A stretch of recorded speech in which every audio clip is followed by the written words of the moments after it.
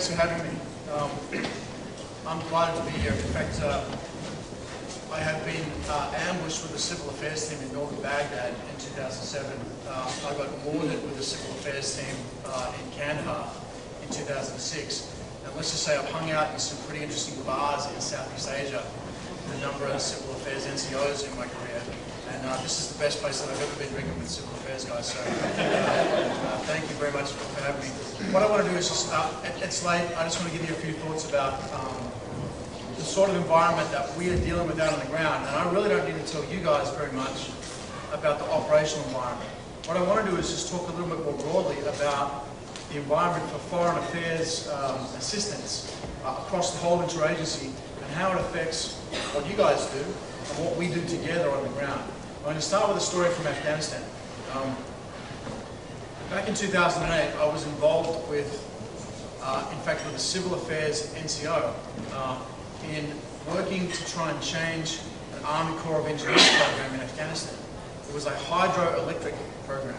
And you guys are probably familiar with the micro hydro plants that we've been building all over Afghanistan, Pakistan, and swine flu happening over here. You doing all right? Want to take a moment? Oh, I'm sorry. This is embarrassing. So we're doing a lot of hydroelectricity work in Afghanistan in 2006. And the way these programs used to work, it was a USAID donation program. We had a factory in Kabul with 70 Afghans that used to build these things. I don't know if anyone owns a hobby farm, but these things are great. They're like a little 40 kilowatt turbine, drives a belt, powers between 500 and 800 houses. Pretty substantial piece of equipment.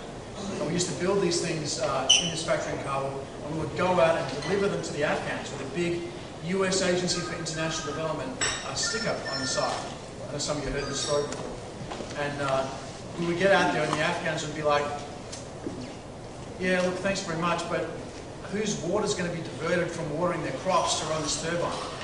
And we'd have to answer that and deal with that problem with them. And then they'd say, well, you know what, there's 5 streets of houses in this village, and there's only enough power coming out of this thing to power 3 streets. So who's missing out? And we'd have to deal with that little political issue of who's getting electricity and who isn't. And then they'd say, well, whose land is getting taken up to build the turbine house where this thing has to go? And we'd have to solve that problem. Then finally, as we give them the thing, we'd set the thing up, and what you've actually created is a beacon of light in the middle of nowhere that represents the US government. So of course the Taliban come along and blow it up. And it used to take 2 to 3 weeks for these hydro plants to be destroyed out of the ground in Afghanistan. And at that point, we had a real problem. Because these guys have had candlelight for 5,000 years, suddenly they have electric light for 2 weeks, and now they're back in darkness, and they hate us. And they come to us and they say, somebody blew up your power plant, give us another one. So we have to go get them another one, got to go through all the same rigmarole again, deliver them the power plant, and then the Taliban come along and blow it up again. Now, eventually the Taliban got smarter than that. And instead of blowing up the power plants, they would just steal them. Same problem for us, we're still going to give the village another one, but now the Taliban have a hydroelectric power plant. And I was sitting in TOP, with a Tactical Operations Center, with a CIA guy in September of 2006, looking at a bunch of overhead imagery from satellites over the Nuristan area in northeastern Afghanistan. This is the time, if some of you guys remember, when we first went into Nuristan. We had never been into these areas before, and we're looking at a Taliban base area. And I'm looking at the satellite imagery, and I'm like, what do you think that is? And he's like, yeah, I think it might be a heavy weapon. So we dial up the resolution. I'm like, no, I think it might be a car of some kind. And he's like, how would a car get there? There's no roads. So we dial up the resolution some more. God damn it, it's one of our hydro plants running a Taliban base area where we have never been. So we were actually running the Taliban electrification project. How do we fix it? Very smart civil affairs NCO and a couple of aid guys, we sat down and we said, what can we do to stop this program from running off the rails? And the NCO says, let's just get out of their way. So the way we changed the program was we decided to get out of the business of giving hydropower to the Afghans. And what we decided to do was intervene much further upstream. And some of you guys who worked at Scandaria will remember this is how we did the bus factory as well, right? So we intervened much further upstream and we subsidised the cost of producing these hydro devices so that an individual can't afford to buy one, but a village can. And then instead of going out and giving them to people, we just run an advertising campaign. And we say, hey, there's this factory in Kabul that makes these really good hydro plants. You guys should buy one.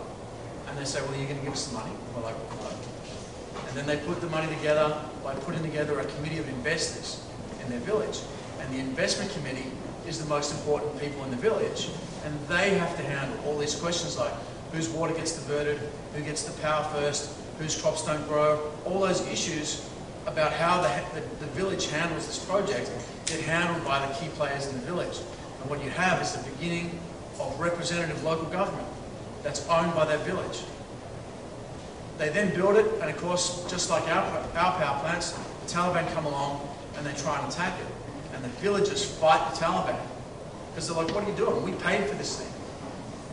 So what we've done by just getting out of the way and intervening further upstream is we turn this project around. And today in Afghanistan, we run hydroelectric power on a completely different basis. It's often actually done by the Narcotics Affairs section, and it's a counter-narcotics program. But the ordinary Afghan villagers that get hydroelectricity often just go out and buy them because of this project, which a smart civil affairs NCO and a couple of aid guys used as a means for creating local government and alienating the population from the Taliban just by getting out of their way. So I put that forward as just a way of thinking about how to do this stuff on the ground that's really familiar to you. And it's interesting, when I say it to civil affairs audiences, everyone's like, yeah, whatever. Of course. When I say it to aid guys, they're like, yes, definitely. When you say it to the combatant guys, sometimes, not always, they're like, that's genius. You know? So I guess the lesson for you guys is stuff that seems very obvious in your world is not always obvious to guys like I used to be, the sort of infantry combat guys who have a kind of different attitude to the local population. Let me sort of segue from that into a discussion of the broader foreign assistance environment, which has changed dramatically since 2000. Under the Bush administration, US foreign assistance tripled from $9 billion to $26 billion. President Obama has talked about doubling it again to $50 billion worldwide. We still have an aid organisation in USAID that has about 1,200 people in it, and its primary skill set is contracting. Aid officers on the ground are essentially guys who design and issue contracts which are then executed by civilian force and had to move on US flag ships to get there. That's why it took us 10 days instead of 3 days. By the time we turn up, there's no projects left. They've all been allocated to the NGOs, someone else is doing them, and they're doing it under the banner of Hezbollah. So as far as the population of southern Lebanon is concerned, who built your house after the end of the war? Hezbollah did. If you actually look at the money and where it came from and who was responsible, it was the EU or it was the UN. And in a very limited number of cases, we finally got some US money in there. But essentially, as far as they're concerned, they owe all their current ability to live in a house to Hezbollah. That's a counterinsurgency environment, where you don't just have a threat out there, you also have an enemy aid officer running their programs against your programs. And that means that it's a completely different environment to work in. I'm not going to go on too much longer. I know it's the year of the NCO, and I started off with a conversation about this NCO that I worked with in Afghanistan. I want to tell you about another guy. I was out in a PRT in eastern Afghanistan, and you know the latest thing that people are talking about is this human terrain team stuff, where guys get out and understand the environment. We have these human terrain teams that have cultural anthropologists and guys with PhDs and all that kind of stuff going on, and they get out on the ground and they sort of try and analyse the cultural mores of the population. And I'm not against that, okay? Big fan. I should have done it a long time ago.